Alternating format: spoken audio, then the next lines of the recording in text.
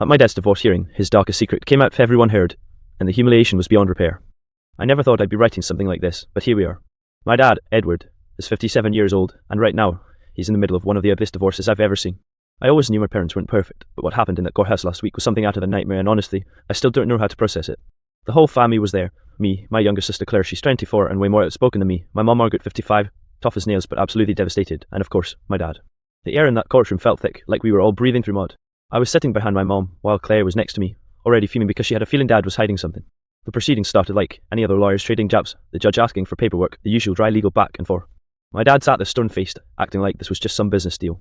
My mom, on the other hand, was visibly shaking. She kept wringing her hands like she was bracing for an earthquake. Then came the bomb. Mom's lawyer stood up and said, "Your Honour, we'd like to introduce Exhibit C. This is evidence of Mr. Edward's extramarital affair, including financial records of money he spent on hotels and travel for another woman. Asterisk." The room went silent. My jaw literally dropped. Claire whispered, "I knew it. I knew it." Asterisk under her breath, loud enough that a few people turned their heads. My mom's eyes filled with tears, but she didn't make a sound. She just stared straight ahead at my dad like he was a stranger. And my dad? He turned bright red, but didn't deny it. He just sat there, gripping the table, while everyone in the room, including the judge, the clerks, random people waiting for their own hearings, heard the details of his betrayal. The humiliation was brutal. The lawyer read out receipts, dinners at fancy restaurants, weekend trips to Chicago, even jewelry purchases. My dad had always told us he was working late or travelling for business. Turns out, he was just building a second life behind our backs. Claire couldn't hold it in. She leaned forward and hissed, "You're disgusting, Dad. Mom deserved better than this."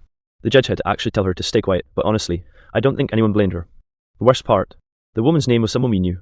It wasn't just a random fling, it was our mom's old friend, Linda. My mom gasped so loud the bailiff actually flinched. You could feel the tension crackle through the room like static electricity. And my dad still didn't say a word. I sat there, staring at the man who raised me, wondering how many years of my life had been a lie. The moment Linda's name was spoken, the entire room seemed to tilt. My mom's lawyer didn't even have to emphasize it, the betrayal spoke for itself. My mom's face crumbled, and Claire grabbed her hand like she was trying to physically hold her together. I just sat frozen. Linda wasn't just some woman. She had been at our house for dinners. She had helped my mom after her surgery 3 years ago. She even bought me a graduation gift when I finished college. And now she was the person my dad had been sneaking around with. The judge cleared his throat. "Mr. Edward, do you have a response to these allegations?" My dad shifted in his chair, his voice low and flat. "I don't deny the evidence. That was it. No apology. No explanation. Just those 5 words that might as well have set fire to the room." Claire slammed her hand against the wooden bench. "Coward, you can't even look at us while you admit it." The judge gave her another warning, but you could see even he wasn't unsympathetic. Then my mom's lawyer twisted the knife deeper. "In addition to the emotional damage caused, we'd also like to submit proof that Edward siphoned nearly $20,000 from the couple's joint savings to fund this relationship." I swear I heard people in the back of the courtroom gasp. 20 grand. That was supposed to be for my mom's retirement and for emergency family expenses. Instead, my dad was blowing it on hotel suites and champagne. Mom finally broke her silence. Her voice cracked but came out strong. "Edward, you humiliated me in front of our children, in front of my friends. How long were you planning on keeping this secret?" Dad didn't answer. He just stared at the table like a schoolboy caught cheating on a test. That silence was louder than anything he could have said. Claire leaned forward again, whispering to me, "You see this? He doesn't even care. Not about her. Not about us. He only cares about himself." The other side of the room, the side where Dad's lawyer and his few supporters sat, looked uncomfortable. Even his own lawyer had this "why didn't you tell me this was coming" look on his face. And then, as if things weren't already humiliating enough, the bailiff brought in a box of printed emails, messages between my dad and Linda. They weren't just logistical emails about trips. They were personal, intimate, the kind of stuff you never want your kids or spouse to hear read aloud in a courtroom. I felt my stomach twist as the lawyer read one of them. "Being with you makes me feel alive again. Margaret will never understand me the way you do." That was it. My mom burst into tears, clutching a tissue like it was the only thing anchoring her to reality. Claire pulled her close, whispering, "It's okay, Mom, you don't need him, you have us." And me? I just sat there in shock, staring at my dad, this man who once taught me how to ride a bike, who used to tuck me in at night, and I couldn't recognize him anymore. The humiliation wasn't just his. It was ours too. When the judge finally called for a recess, it was like someone opened a pressure valve. Everyone shuffled out into the hallway, but the air felt even heavier than inside. My mom sat down on one of the wooden benches, her face buried in her hands. Claire paced back and forth like a caged animal, muttering under her breath. I followed my dad out into the corridor. He tried to walk past us like we weren't even there, but Claire blocked his path. "You don't get to just walk away, Dad," she snapped, her voice trembling with rage. He looked at her, then at me, then at Mom sitting a few feet away. His face was pale, but his expression was cold, like he had already detached himself from the fallout. "This isn't the place," he muttered. Claire practically laughed in his face. "The place? You humiliated Mom in front of a whole courtroom, in front of strangers, and you think you get to choose the place?" People were staring. Other families waiting for their hearings were pretending not to eavesdrop but clearly catching every word. My mom finally lifted her head and said in a shaky voice, "Edward, how long? Tell me the truth. For once in your life, tell me the truth." He hesitated, then sighed. 5 years. The words hit like a bomb. Years. That meant this wasn't some stupid midlife crisis fling, it had been practically another marriage running alongside us. Mom gasped. Claire's eyes went wide, and she stepped toward him like she was going to hit him. I grabbed her arm before she could do something that would get her thrown out. She yanked away from me, spitting the words, 5 years. You were sleeping with Mom's friend for 5 years? Dad winced at her volume, glancing around at the gawking strangers. His lawyer rushed over, hissing, "Edward, let's step outside before this escalates." But it was way too late. Mom stood up shaky but determined and walked right up to him. For a second, I thought she was going to slap him. Instead, she said in a voice so calm it gave me chills, "You've destroyed this family, you destroyed me, and you're going to stand there and act like you're embarrassed only because people found out." He didn't answer. He didn't even try. Claire lost it then. "You don't get to be embarrassed. You should be ashamed. You lied to us for years, made us feel guilty for doubting you, and all that time, you were laughing at us behind our backs." Dad finally snapped back, his voice sharp. "Enough, Claire. You don't understand what it's like to be in a marriage that's been dead for decades." The whole way went dead silent. Mom's face twisted in pain, and she whispered, "Dead for decades. Then why didn't you just leave me? Why did you keep pretending?" He opened his mouth, but nothing came out. For the first time all day, he looked small, weak, and for the first time in my life, I realized I didn't respect him anymore. By the time we got back into the courtroom, the atmosphere was beyond repair. Everyone had heard the whole blow up. You could see it in their faces. Some people looked sympathetic, others were clearly entertained by the drama, but the damage was done while family's humiliation had become a public spectacle. Mom sat rigid, staring at the floor, her cheeks blotchy from crying. Claire was still shaking with fury, and I had to keep whispering to her to stay calm or risk being thrown out. Dad sat across the room, pretending to be composed, but his hands kept twitching on the table. And then things escalated again. Mom's lawyer asked if they could call a witness. I had no idea who it would be, but when the doors opened and my Aunt Helen, Mom's older sister, walked in, I felt my stomach drop. Helen has never been one to hold her tongue, and if she was here, it meant she had something explosive. She took the stand, gave the formal oath, and then dropped another bomb. "I warned Margaret years ago," Helen said, her voice shaking with a mix of anger and vindication. "I caught Edward and Linda together at a hotel in 2019. He begged me not to tell her, swore it was a one-time mistake. I believed him. I regret it every single day." The room erupted in whispers. My mom turned to her sister, tears streaming again. You knew and didn't tell me?" Helen covered her mouth, ashamed. "I thought I was protecting you. I didn't want to break your heart if it was nothing. I never thought it would last this long." That was it for Mom.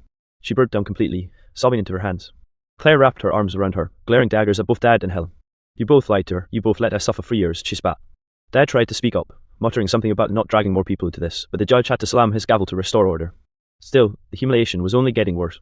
Everyone now knew this wasn't just a recent betrayal, it had been festering for years, and at least one other family member had been complicit.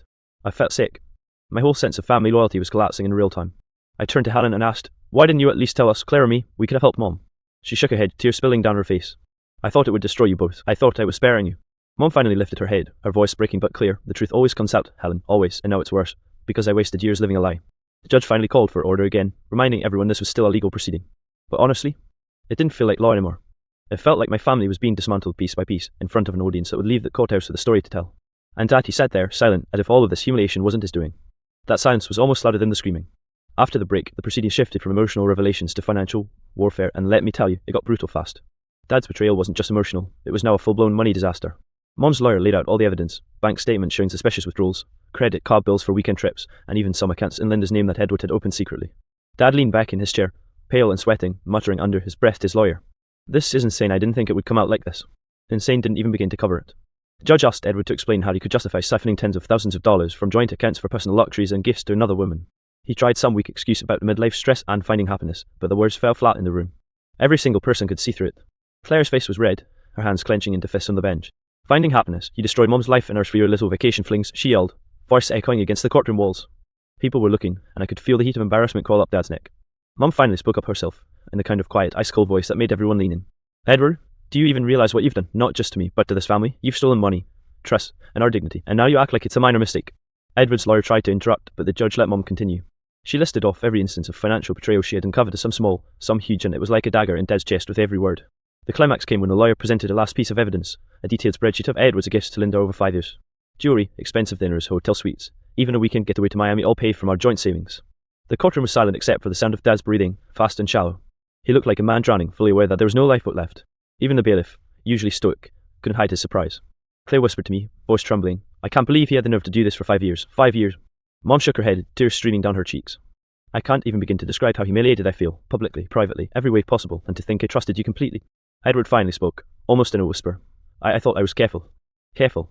That's the word he chose, as if he had been some meticulous accountant and not a liar who destroyed his family from the inside out. The judge sighed and reminded everyone this hearing was still about the division of assets, but at this point, it didn't feel like law anymore. It felt like exposing the full extent of Edward's moral bankruptcy for the world to see. By the time the recess was called, Edward sat slumped in his chair, a shadow of the man he once was, while Mom and Claire clung to each other, exhausted but somehow resolute. The final day of the proceedings was like walking into a storm that had been brewing for months. Word had clearly spread the courtroom seats were more crowded than usual, and some of Dad's colleagues and a few family friends had shown up. I could see the whispers and pointed looks as we entered. It was humiliating, not just for him, but for all of us. Mom and Claire sat together, resolute. I could see the tension in my mum's shoulders. She had a kind of quiet steel about her now.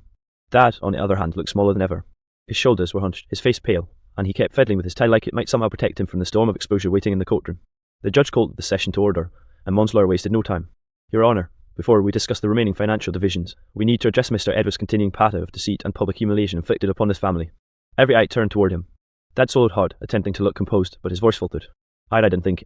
Didn't think what? Mum's voice cut through the room like a whip. That lying to me, to our children, to our friends, wouldn't come out. That humiliating me in front of everyone you've ever known wouldn't have consequences. Dad opened his mouth, but no words came. For once, he had nothing to defend himself with. Claire stood up, her face red with fury. You have embarrassed us all. 5 years of lies. Money stolen. Trust broken. Do you even realise how public this humiliation is? People are talking about you. People know. Everyone knows. Even Dad's lawyer winced, and I swear I saw a few people in the gallery whispering with a mix of shock and morbid curiosity. Then came the moment that cemented his downfall. The court clerk handed the judge another envelope evidence that Dad had tried to hide. Screenshots of him arranging secret meetings with Linda, financial transfers disguised as business expenses, and messages explicitly detailing his plans to keep his head in. The judge raised an eyebrow, flipping through the document. Mr. Edward, these appear to be deliberate attempts to conceal your actions. Do you have any explanation? He shook his head silently.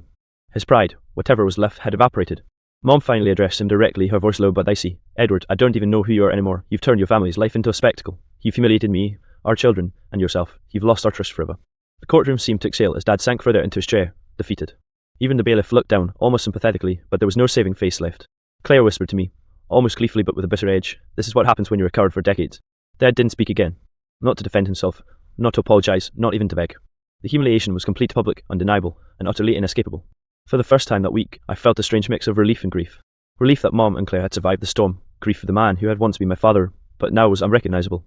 The final hearing was mercifully short, but the tension remained thick. By now, Edward had become a cautionary tale in that courthouse. Whispers followed him like shadows wherever he went. Mom and Claire walked in together, dignified despite the exhaustion etched across their faces. I trailed just behind, still numb from everything we'd witnessed. The judge quickly finalised the asset division. Most of Edward's hidden accounts and the money he'd funneled to Linda were awarded to Mom, and he was ordered to cover legal fees and additional penalties for concealment. Dad's lawyer looked like he had aged 10 years in 5 minutes, scribbling furiously while Edward sat slumped, muttering nothing. Once the paperwork was signed, Mom stood and turned toward Edward. Her eyes were hard, but there was a strange calm in them. Edward, this is over. You've humiliated yourself, and you've destroyed the trust of everyone you claim to love. This is the consequence. Live with it. Dad nodded faintly, unable to meet her gaze. I saw a flicker of something regret, maybe shame, but it disappeared almost instantly. Claire stepped forward, voice trembling but sharp. Don't think for a second that you'll ever be welcomed back into our lives like nothing happened. You've burned that bridge, Dad, forever. Edward said nothing. He just let the words hang in the air, like smoke from a fire. He had started himself. After the court session, we went outside. The sun was blinding, almost mocking, as if to spotlight the aftermath of his betrayal.